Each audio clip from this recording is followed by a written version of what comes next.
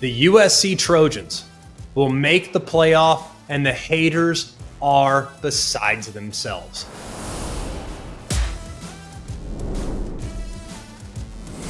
Hello and welcome in. It's always college football. Today is Thursday, August 21st. We appreciate you being here. We have a great show for you today. This is the show that we look forward to all off season. It's finally here, the hold me to 'em picks for this upcoming football season. We don't love doing predictions too early and then changing. We wait until the very end. We wait until we get through fall camp and we find out where the quarterback's going to be playing, which quarterback's going to be playing. We try to figure out if there's been an injury in fall camp that might have an impact on whether or not this team can reach its potential. So we wait as long as humanly possible. Today is the last possible day. We will have toe meat leather in just 2 days when things get underway from Dublin, Ireland, between Kansas State and Iowa State in the annual Farmageddon rivalry game, one that we absolutely love. Can't wait to watch that one. Maybe one of those two teams will show up in our prognostications for this upcoming season. We will pick the ACC champ. We will pick the SEC, Big 10, and Big 12. We will give you the Group of 5 champion this year, and it might not be the team that you think it's going to be. We will also give you all 12 seeds in the college football playoff, and then we will pick the matchups in those games to present you with the national champion. We'll also tell you who's going to make the quarterfinals, who's going to make the semifinals. So a full jam-packed show for you today as we continue to look forward to this upcoming season. This is not my favorite show to do, to be honest with you, because there are so many things that could go wrong. And yes, I've taken some risks. It's not the most chalky, I guess, preview this season. I do have some chalk that flies, but it's not across the board. It's not unanimous chalk, but there are a couple, I think, curveballs that I'm going to throw in the direction of the college football playoff this year. So let's kick things off. Before we do, I do want to continue to encourage all of you to rate the show, to review the show. We have seen the reviews pouring in on all the podcast platforms, especially on the Apple podcast platform. We love y'all, man. Like, we do this because we love it. I mean, this is a labor of love. It's a lot of hard work. And sometimes I get mad at my producers. They get mad at me. Sometimes y'all get mad at me. Sometimes I get mad at the comments. I'm not going to allow that to infiltrate my joy because college football is just a couple days away. And those of you that have pushed back, given us a rating, given us a review, have lifted our spirits before we embark on this incredible 2025 season. I also want to address the elephant in the room from a couple days ago. We do not think Nebraska's in the we do not think Nebraska's in the SEC. If you missed this, it was like making the rounds on social media. It was a slight oversight, something that we should have caught. And it's apologies from all of us here at ACF. We are usually very buttoned up, but sometimes things slip through the cracks, especially when you have 3 kids running around and you're trying to read over some of the things that you're getting ready to put on the air. So that's where that is. We appreciate those of you that caught it and are holding us accountable. We will be better for you in the weeks and months to come as a result. So let's kick things off with some predictions. We'll start in alphabetical order with the ACC. The ACC, the big question this year, 1 team or 2+ in the ACC when it comes to the college football playoff.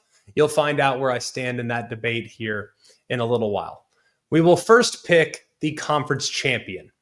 And I think based on how things have gone through the offseason, some of my outspoken commentary about the strength of this league, especially at the top of this league, it should come as no surprise that I'm extremely bullish on the 2 teams that might be vying for this conference championship. There's probably going to be a few more that are in the mix. Wouldn't surprise me if Georgia Tech's in the mix. Wouldn't surprise me if a Louisville gets hot and they get in the mix at some point this year. I just think their schedule's a little too tough. I also look at Georgia Tech. I think Georgia Tech can rise to the occasion and knock off some of the contenders. I also think Georgia Tech could lose a couple games they probably shouldn't. So in the ACC, I'm going with the safest possible outcome. I'm going with what I know. And I know that Clemson and Miami have the best rosters right now in the ACC. I look at Clemson's roster top to bottom on paper with a Heisman Trophy caliber quarterback, with 17 starters back from a team that won the ACC a year ago, to bring 9 starters back on the defense side of the football. It feels like this has been the year that Dabo Swinney's circled to make a run and not just win the ACC. I don't think Clemson fans are satisfied with that being the finish line here in 25. I think Clemson wants to go far beyond that and get back to the glory of 2016 and 2018 when they brought home the national championship. I think this team is capable of doing it, and I think they win the ACC this year over the Miami Hurricanes. Part of what I love most about Clemson this year, and it's not something we spent a ridiculous amount of time on, is that if you look at their defense last year, they give up over 23 points per game. That was the worst that Clemson has been defensively in 12 years. That's not going to happen under new defensive coordinator Tom Allen. The experience that he has, the depth that he has, the fact that they went to the portal, added a difference maker at defensive end. I think they have a superstar that's going to break through at linebacker and Sammy Brown. I think this roster is ready-made to succeed at the highest levels of the sport. And I think they have just a few more known commodities than Miami at this point. The biggest difference between Clemson and Miami, the wide receivers. The wide receivers for Miami, a bit of a question mark. But I think both lines of scrimmage for both Clemson and Miami should be super strengths. I think quarterbacks for both teams, super strengths. And I wouldn't be surprised at all if the loser of the ACC Championship game still finds their way in the playoff. You'll have to listen just a little bit longer before we decide whether or not that actually comes to fruition. So Clemson over Miami in the ACC Championship game there in Charlotte. We'll go next to the Big Ten. And I look at this league and I have tried over and over and over again to figure out who is the team that's going to challenge Penn State? Because I know what Penn State is. I know based on what they accomplished last year by winning a couple of games in the playoffs, by kind of reaching their ceiling, at least up to this point, under James Franklin, that this team's ready to break through. They also are very much in line with the two national champions in Michigan in 23 and Ohio State in 24. Several guys that could have gone to the NFL, been a second-round pick, late first-round pick, early third-round pick, maybe early fourth-round pick.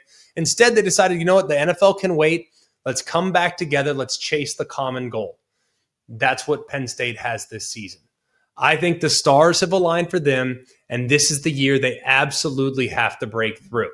The question is not whether or not Penn State will be in the Big Ten championship game for me. That question was answered when all those guys decided to come back in the early spring. The question was, who will they play and will they be victorious? That's the question. We know what Drew Aller is. We know he threw for over 3,300 yards. We know he completed nearly 74% of his passes. We also know that in big games against both Notre Dame and against Ohio State, there were some moments where you're like, yeah, I'm not so sure.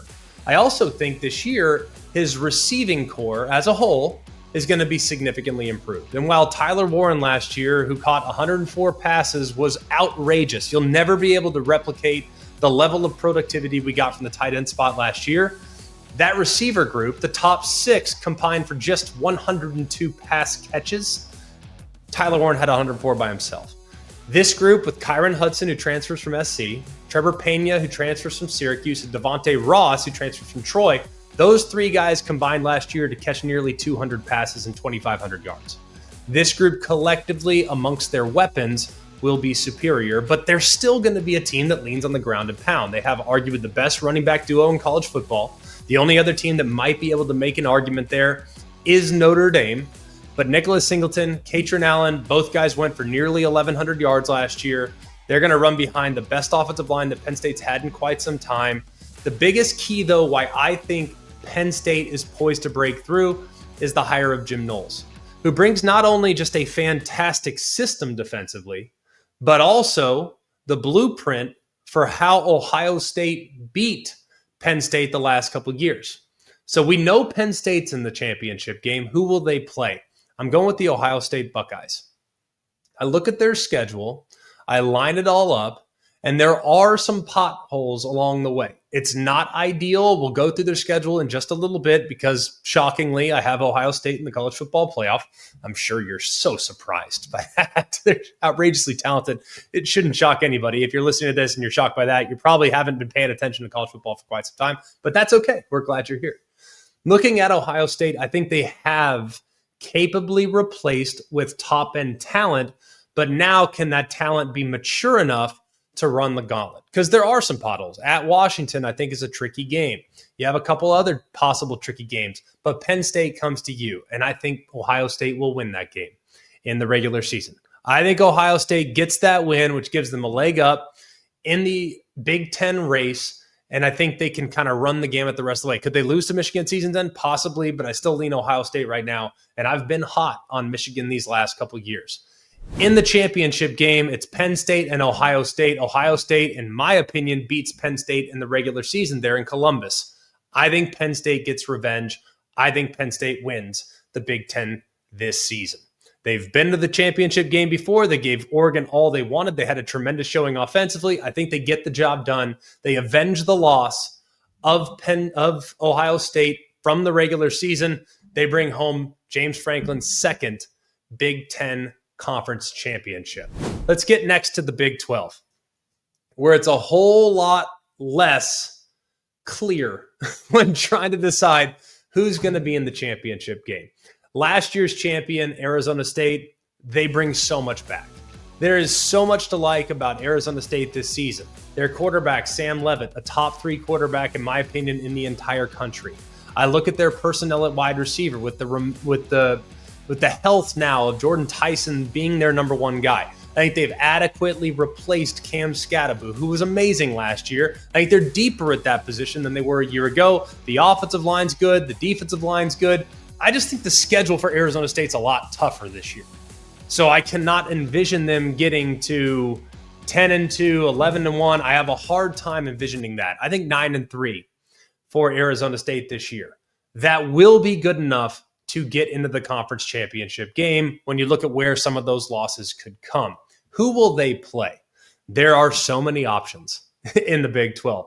You could go in the direction of Kansas State, who I'm anticipating big things from, assuming tremendous growth from Avery Johnson, their quarterback, from year 1 as a starter last year to year 2 as a starter. He's going to be in complete control. I expect him to have a significant breakthrough.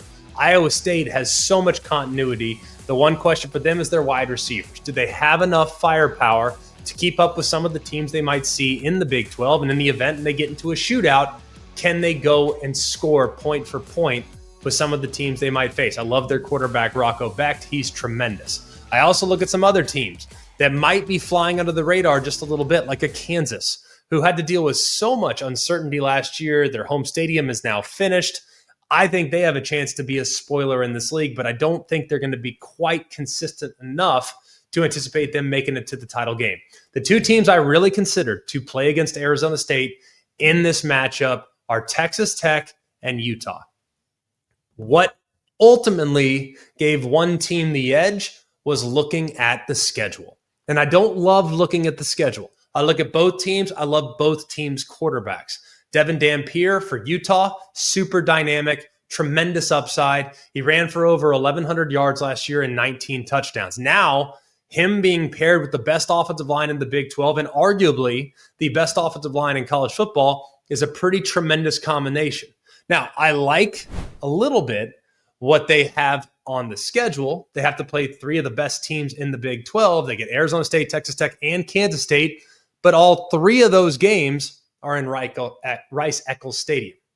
So they still have to play against some quality opponents. We know that. They do travel to Baylor. They do go to Kansas late in the season. So there are some possible hiccups that are on the schedule. But for the most part, when you go to Salt Lake, you know you're in for a dogfight. I like the Utes' chances of protecting their home field. When I look at Texas Tech, the schedule to me is far more challenging than the schedule for Utah, which is why I'm taking the Utah Utes. Texas Tech, you got Utah, you got Arizona State, you got Kansas State, and you got Houston. All those teams are on the road away from Lubbock. I already think Utah's a player. I think Kansas State's a player. I think Arizona State's a player. I could see Texas Tech losing all 3. Then I think Houston's going to be significantly improved in year number 2 under Willie Fritz. So I'm going with Utah to play against Arizona State in the Big 12 title game. And the champion of the Big 12 will be the Utah Utes. Now, I look at how they're going to play defense. I think they're going to be great on that side of the ball for as long as Kyle Whittingham is there. But I look at the improvements they've made on the offensive side of the football. To win the games that they've won the last 2 years, and I know last year was not pretty by any stretch. They lost 7 straight games after a 4-0 start. 5 of those 7 games were by 1 possession, and they had arguably the worst quarterback play in the entire Big 12. Now you could have the most dynamic playmaker in the Big 12 pulling the trigger for the Utah Utes. I think they're going to be so improved at that position that surges them to the forefront, and Kyle Whittingham brings home his first Big 12 championship. I think he does so in remarkable fashion. That Big 12 championship game will be must-watch television because I think because of the carnage that we're likely to see in that league, the winner of that game will go on to the playoff. The loser will be out. I'm taking the Utah Utes to win the Big 12 here in 25. In the SEC, I went around and around and around on this one. This one I struggled with because I look at Texas and I do think, even though they're the favorite, understandably so, they have question marks. The offensive line is a question mark. The schedule is brutal. We'll get to that kind of over the course of the next few minutes. The schedule is really challenging, but I look at their upside. I look at their ceiling. I look at the star power that they have defensively. I look at Arch Manning and what he could be for this Texas team. I look at his weapons, the depth they have at wide receiver, the depth they have at running back, and the emergence that they have possibly a star or two in their receiver core that could very easily take over the game. They were just a little overshadowed last year with some inconsistent moments from the passing game. I think Texas is in a great spot, but I also think Texas is going to have 2 losses at least in the regular season. Is that going to be at Florida? Is that going to be at Georgia? Is that going to be against Ohio State? Could that be against Oklahoma in a neutral site? I'm not 100% sure just yet. I think Texas, though, at 10-2, will find their way into the SEC Championship game to face one of the few teams that are remaining. It's kind of hard to go through the SEC and to try to find exactly how it's all going to shake out. I think the SEC is a little bit deep this year. I'm sure those of you that are listening to this, I think there's 12 teams in the SEC that could theoretically make a run. Will they? Probably not. I'm sure some of those teams will fall off. They'll have an injury or two, and they won't be nearly the same team that they were at the beginning of the season. There's 10 teams ranked in the SEC in the AP poll in the preseason for a reason. This is a ridiculously deep league. This is a ridiculously talented league with a lot of teams that have invested heavy resources into being competitive and hopefully making a run.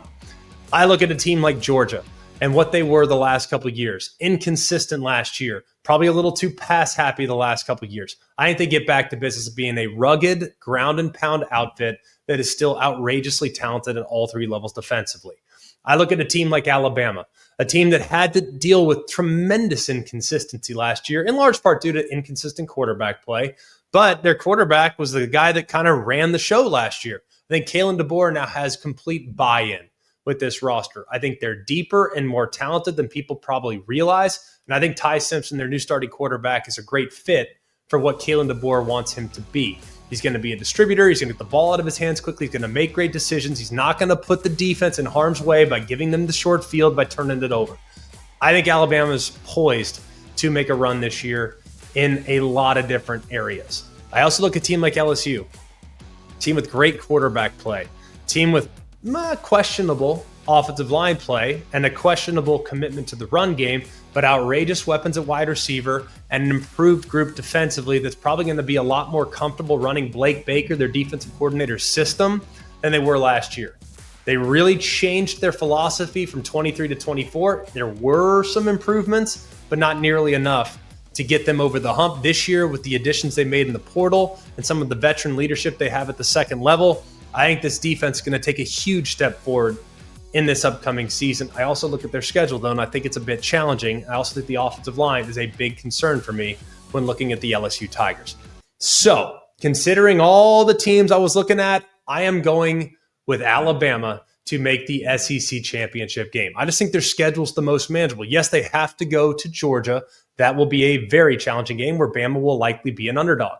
LSU, however, comes to them. And their other 2 tricky road games at Missouri, at South Carolina. There's a few, but Alabama avoids Florida. They avoid A&M. They avoid Texas. They do have to go to Auburn. But I think Alabama is going to be there at the end of the season with a really, really good record and proof of concept with what Kalen DeBoer has implemented over the last few years. In the championship, I'm taking the Texas Longhorns over the Alabama Crimson Tide to win the SEC. I just think with some of the youth that Texas has, particularly at quarterback, particularly at wide receiver, and some of the guys that will be rolling in on defense, they're a little bit deeper and they have a slightly higher ceiling than Alabama at this point, but they have to make sure that their offensive line is as good as they're capable of being. If they're not, Alabama could definitely pull this upset in the SEC title, but I will take Texas right now over Bama for the SEC championship. Now let's go through our college football playoff seeding. Remember, this year, there are no automatic buys for conference champions. It's just 1 through 12 seeded all the way through. So there will be some adjustments based on how it would have looked last year. Number 1 team in the country going into the playoff this year will be Penn State. I have them at 12-1. That's with a win in the Big Ten championship game. They are the Big Ten champs in the way I'm kind of seeing the season playing out. They do have Oregon at home on the 27th of September. I think Penn State will beat a young Oregon team at home in what should be a breakthrough game for James Franklin. They just have so much experience. I think they have an advantage at home against the Ducks. I think they take care of business in that game. They go on the road to Iowa. Got to be careful there. They go on the road to Ohio State. I already told you, I think they lose to Ohio State in Columbus there in the regular season, but they get revenge in the Big Ten title game. They're the number 1 overall seed with a 12-1 record. At number 2, champions of the ACC, the Clemson Tigers. I also believe Clemson will be 12-1 this year with a win in the ACC Championship game. LSU, tough game to start the season. Very tough game on the 30th of August. Week 1, LSU is going to be high flying. They can score a lot of points. It will put a lot of stress on this defense. I still think Clemson has enough to get the win, but they still have to have SMU coming to them. They go to Louisville, who got them last year. Be careful in that game because I think Louisville's very dangerous this year. And they go to South Carolina, the final game of the regular season. I think they drop one, not sure which one, but I do think Clemson at 12-1 will be the number 2 overall seed in the College Football Playoff Committee rankings. We'll go next to the 3rd seeded Ohio State Buckeyes, who will come into the postseason with an 11-2 record. They're going to lose one in the regular season. Not sure where. Could be to Texas, could be at Washington, could be Penn State at home, could be at Michigan. There's a couple other tough ones, but I think Ohio State's firepower will give them the advantage against most of the teams they face there in the Big Ten. Like I said, I think they lose one in the regular season, but I also think they'll lose to Penn State in that Big Ten title game. I have them as the 3 seed at 11-2.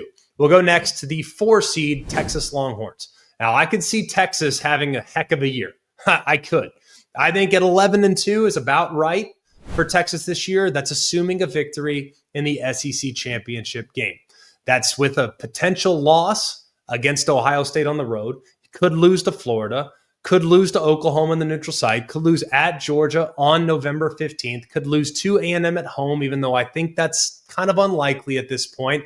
I think Texas at 11-2 with a pretty good resume and the SEC championship banner flying, they are in there as the number 4 seed, getting that last bye that everybody's looking for this upcoming season. At number 5, I have the Notre Dame Fighting Irish. They are favored in every game, and Miami might actually be their toughest game on the schedule. Now, without a conference championship, how will that factor into their evaluation? They're 10-2, 11-1. They could lose to Miami. They could lose to Texas A&M at home on the 13th of September. They could lose on the road at Arkansas. I think SC at home on the 18th will be a tough game. I still think Notre Dame's 10-2 at worst in this scenario, and that's assuming a loss like they had last year to a team that we didn't anticipate. Could I see them losing one? Sure. They have a young quarterback, breaking in a few new pieces. Could they lose one? Absolutely. But I still think Notre Dame will be there at the very end, 10-2, 11-1 in that vicinity as the number 5 seed. The number 6 seed, the Alabama Crimson Tide. They look at the schedule. They're going to be a dog on the road at Georgia. We've established that. At Missouri, at South Carolina, LSU comes to them. They're at Auburn. I think Bama's a 11-1, possibly 10-2 team at the end of the regular season, which will be enough to get them to the SEC championship game. I think they lose the SEC championship game to Texas, but still 11-2 thereabouts, 10-3 thereabouts. As the 6th seed, Bama should be in a great spot to make a run there in the postseason. I have them at number 6. At number 7, the Oregon Ducks. who I just look at their schedule and I'm trying to find the losses. At Penn State, we've established that. I'm taking Penn State in that game here in the preseason. At Iowa, should be a tough physical game. We'll see what Iowa is offensively. I lean Oregon, but that's still a tough game on the road. SC comes to them. They'll be a favorite in that game, but I think it's a toss-up. You'll find out why here in just a minute. They finish up by going on the road to Washington in the rivalry game at the end of the regular season. I have Oregon in the playoff, but it's a 7 seed with 2 losses in the regular season. Just got to figure out which one outside of that Penn State game, which I think Penn State will handle at home there in September. Let's go to seed number 8. That's the Georgia Bulldogs. I think 10-2 is about right for Georgia this year. They're at Tennessee in the 3rd week of the season. They have Bama that comes to them at the end of September. They're at Auburn. Be careful there. On the 11th of October, Ole Miss comes to them. Florida, of course, is the neutral site, and then Texas comes to them in November. I think they lose 2 this year, but that should be plenty good enough to have them in the field as a possible national championship contender. We saw Ohio State come out last year as the 8 seed, win the first ever 12-team playoff national championship. Wouldn't surprise me if Georgia did the same this upcoming season. At the 9 seed, I'm taking the Utah Utes at 10-3, winners of the Big 12. Tough game in the non-conference at UCLA. First week of the season, Texas Tech comes to them. Arizona State comes to them. 2 teams with real Big 12 hopes and dreams of getting to the college football playoff. I think Utah can handle those 2 teams at home. They're at BYU. They're at Baylor. They're at Kansas. Kansas State comes to them. I think Utah is probably a 9-3, 10-2 football team. I think they win the Big 12. That should get them to the dance, and they should be probably around the 9 seed, probably having to go on the road, though, in that first week of the college football playoff. At 10, here's where it gets interesting. The Miami Hurricanes are in the college football playoff for me as the 10 seed. They have a great non-conference, playing against Notre Dame on the first week of the season, playing against Florida. Both those games are at home. Louisville comes to them on October 17th. They have to go to SMU. They go to Virginia Tech. They go to Pitt. Could they lose one that they're not supposed to lose? Potentially. We could absolutely see that. But I think Miami's probably like an 11-2 football team. I could see it happening that way, the way this season could play out. Could be a 10-3 football team, but given some of the carnage that I'm anticipating in college football this year, I think 10-3 might be enough to get you there. That's with a loss in the ACC Championship game, and a 10-2 regular season for Miami should be plenty, especially when you take into account who they play in the non-conference with Notre Dame and Florida, 2 teams that I believe will be squarely in the top 15, top 20 by season's end. Plus a solid conference schedule where they go to SMU, who I think is a top 25 team. Louisville might be in the top 25. They come to them. Should be a great year for the Hurricanes. I think they finally break down that wall and make the playoffs for Mario Cristobal here in 2025. Let's go to our 11 seed. The USC Trojans will make the playoff, and the haters are beside themselves. But answer me this. How many teams have the firepower in the Big Ten to keep up with USC? In the event in which Mayava is what we think he could be with the mobility and the accuracy that he showed last year, there were a couple bad decisions made at times down the stretch, but he looked really, really good. And another year, getting all the number 1 reps, getting more comfortable with the system, elite weapons on the outside, couple questions along the offensive line, but they've done an adequate job of finding some replacements there. And I'm anticipating a big breakthrough for Danson Lynn, their defensive coordinator. They were so improved last year. They were average last year, but that's huge from where they were 2 years ago. I think they take a bigger step this year. They're going to be more stout on the interior of that defensive line. I love a couple of the transfers they brought in, one from Georgia, one from Kentucky. I think USC is going to be really, really good. I think they could get to 10-2. I really look at their schedule. I think you got 4-0 in the bag to start the season. They go to Illinois. If that game becomes a shootout right now, I'll take SC in that matchup, even though it's on the road. Michigan, they come to USC. They give them all they wanted last year. Now there's the opportunity for some potential revenge. And I think if this game becomes a high-scoring affair, I would lean towards SC in that game. They're at Nebraska. This is a huge toss-up. And this game, by the way, I could see the winner of this game getting into the college football playoff. I think that highly of Nebraska this season with how their schedule lays up. But I look at SC, and I think SC is just a little bit more consistent. This might sound crazy. I think SC is a little more consistent with creating big plays. I'm going to lean towards the Trojans in that matchup right now. They also go to Oregon. That'll be a tough game. They'll probably be a pretty heavy dog in that game. But I think by that point, SC might be cooking with gas. That's towards the end of the year to begin with. So I think they could lose 2. That should be enough to get them to the college football playoff. I think they are a playoff team this year. That's why I have them in as the last team in the field from the Power 4 as my 11 seed here in 2025. And at number 12, the group of 5 champion. Many people going with Boise State, and understandably so. But when I watched Boise State last year, yes, there were aspects of Boise State that I really liked. Naturally, their running back was elite.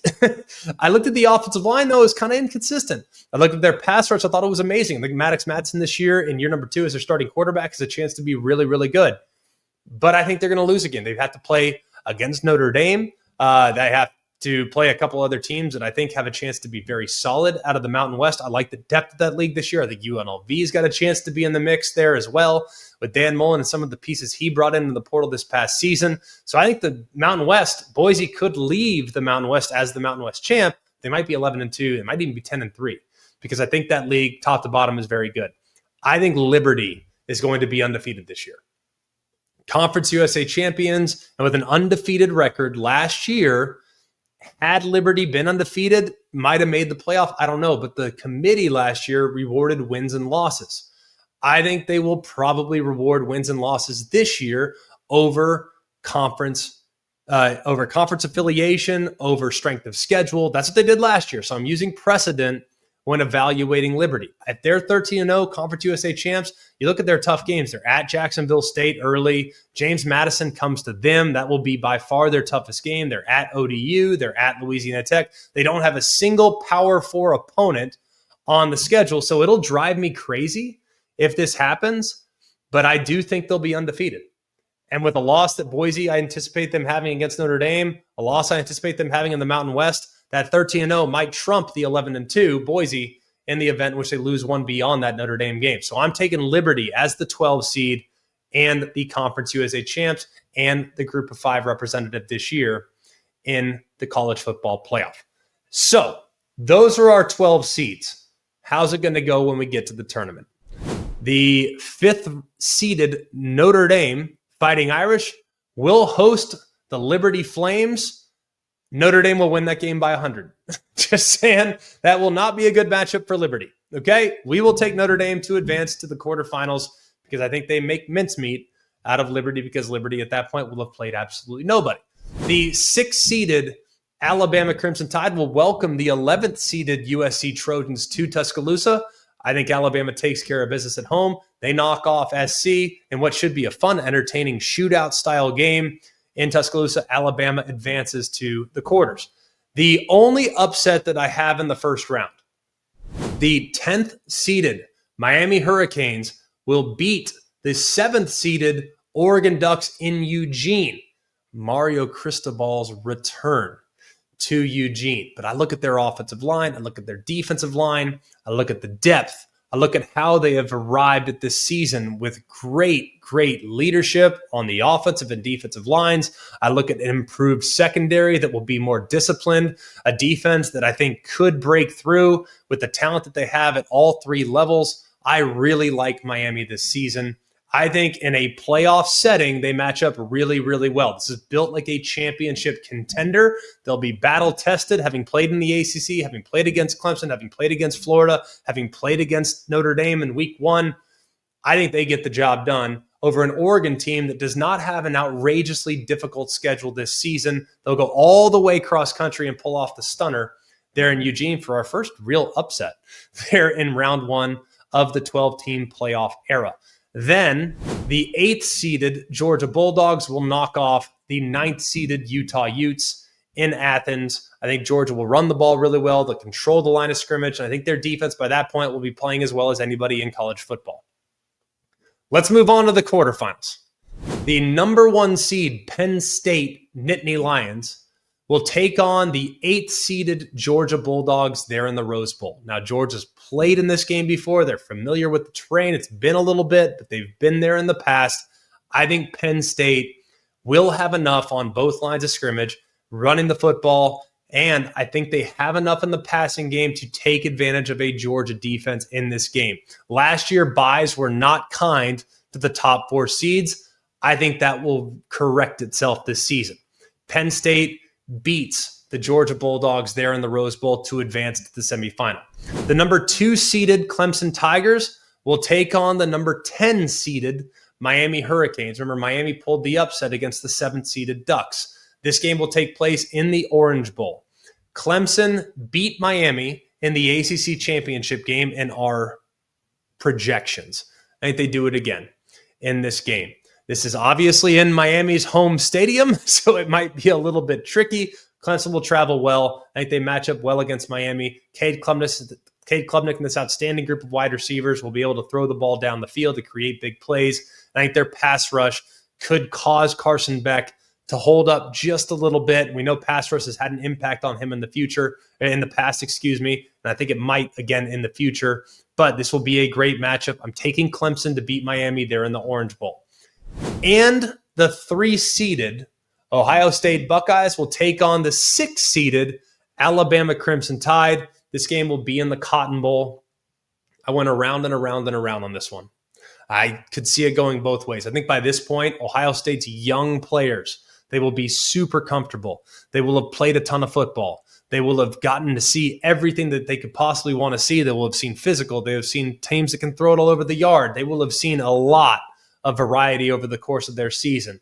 But I think Alabama will have the answers to the test. And Alabama's win over SC in Tuscaloosa gives them a slight advantage, having knocked the rust off 12, 13 days earlier over an Ohio State team that's waited 28 days since the Big Ten championship game. I think Alabama knocks off Ohio State there in the Cotton Bowl to punch their tickets to the semifinal. And then finally, in the last quarterfinal game, it's the Texas Longhorns, the 4 seed, taking on the 5 seed Notre Dame Fighting Irish. This game will be played in the Sugar Bowl, a place that Notre Dame is very familiar with after finding victory there last year against the Georgia Bulldogs. I'm taking the Texas Longhorns to beat the Notre Dame Fighting Irish there in the quarter. It should be a ridiculously physical game. I just think Texas has the upside and the talent at wide receiver and the defensive takeover guys that you have to have at all 3 levels to knock off a team like Notre Dame there in the quarterfinal, which sets up some incredible semifinal matchups. You got the Texas Longhorns taking on the Penn State Nittany Lions. This game will be played in the Fiesta Bowl. Could be the Peach Bowl, not sure which one. So we'll just put them in the Fiesta Bowl for now. I think the Texas Longhorns knock off the Penn State Nittany Lions there in the Fiesta Bowl. Penn State makes a mistake late. Texas capitalizes. Arch Manning makes a big play. Texas kicks a game-winning field goal. It's going to look very similar to last year when Penn State came up short to Notre Dame in the Orange Bowl, the semifinal game a year ago. I think Texas has the goods to make a run and to be peaking at the right time to knock off the number 1 seeded Penn State Nittany Lions. And then in the other semifinal game, the 2-seeded Clemson Tigers taking on the 6-seeded Alabama Crimson Tide. I will take the Clemson Tigers to knock off the 6-seeded Alabama Crimson Tide. Clemson just has so many pieces back from a year ago. They have championship game experience. They have so much riding on this game. And Clemson, I think, in this scenario with an elite quarterback, elite weapons at wide receiver, just a few more known commodities than Alabama at this point. I'll take Clemson over Bama there in the semifinal, which sets up an incredible national championship game between the Texas Longhorns and the Clemson Tigers. This one is obviously a game that we saw last year in the first round of the college football playoff. Clemson, surprisingly, after a couple losses in the regular season, they beat SMU in the ACC title game. They go to Austin. They give Texas all they want, but it just wasn't enough. I don't think it will be enough in this scenario as well. We are taking the Texas Longhorns to win the 2025 national championship game over the Clemson Tigers. I'm just way too enamored with some of the star power that this Texas team has. Defensively, they have 3 guys that can rush the passer, that can take over the game. They have a guy at the second level that can erase any big play. They have great cover guys on the outside. They have improved play over the course of the last few years at safety. I think that should now be a position of strength. I think the offensive line will gel. I'm a believer in Arch Manning. I think he's got a chance to have a remarkably great season. I love his personnel on the outside. I think their depth at running back and Steve Sarkisian's ability to dial it up when he absolutely has to have a play will propel them over the top. And we have correctly predicted the national champion in each of the last 2 years. We had Michigan in 23. We had Ohio State in 24. So mark it down. We are taking the Texas Longhorns here in 25. There it is. It's all out there now, and we're probably going to be completely wrong. So we did our best. We went with the information that we have. Injuries happen. Upsets happen. Dark horses happen. Things go on throughout the season that are impossible to predict, but that's what makes it so much fun. That's why you absolutely have to continue to lean in to what we have coming out every single week on Always College Football. From this point forward, starting next week, we will give you 4 shows a week. Not this week. We're not going to do a Sunday show for one big game on Saturday, but starting after week 1, 4 shows a week. Next week, we'll get into 3 shows a week. It's time to ramp things up. For those that are new to the show, we have a Monday takeaway show, basically just a deeper dive into some of the outcomes from the previous week, probably significant overreactions, but we lean into that. Why not? Why wouldn't we? We're fans just like y'all. On Wednesday, we'll put out a great conversation every week with a tremendous college football analyst of some sort. And then on Thursday, we'll give you the best breakdowns known to man. We will break down every single game, give you keys, ask questions as to why the game's going to go this way, make predictions against the spread, all that fun stuff. So you need to lock in. If you haven't locked in yet, go ahead and subscribe to the podcast wherever you get the podcast. We're going to have some fun. Keep note of these predictions because I know they're going to go completely haywire, but I would be willing to bet, based on how we did last year and the year before, I'd be willing to bet we're probably going to be, if not the most accurate predictions, will be among the most accurate predictions. So you can take my word for it, or we can just clip out our predictions from last year. Yes, there were a few that were way off, but for the most part, not bad. I appreciate you guys very much. It's a great, great time to be a college football fan. We hope you're ready for the game on Saturday. Keep an eye out on our social medias, always CFB. We're going to have a Kansas State, Iowa State preview. We didn't feel like it was appropriate to put it in this show, but we'll do a little bit of a preview, kind of give you a taste of what we can anticipate from Dublin here on Saturday when things get underway at noon Eastern time between 2 teams that are hoping to get to the Big 12 Championship. So for all of us here at Always College Football, for Mark, Jake, Jack, the other Jack, intern Sam, I'm Greg. We hope you have an amazing day. And remember, it's always college football. Hey guys, it's Greg McElroy. Thanks for watching Always College Football. Make sure you like, rate, and subscribe to ESPN's YouTube channel and wherever you listen to your podcasts.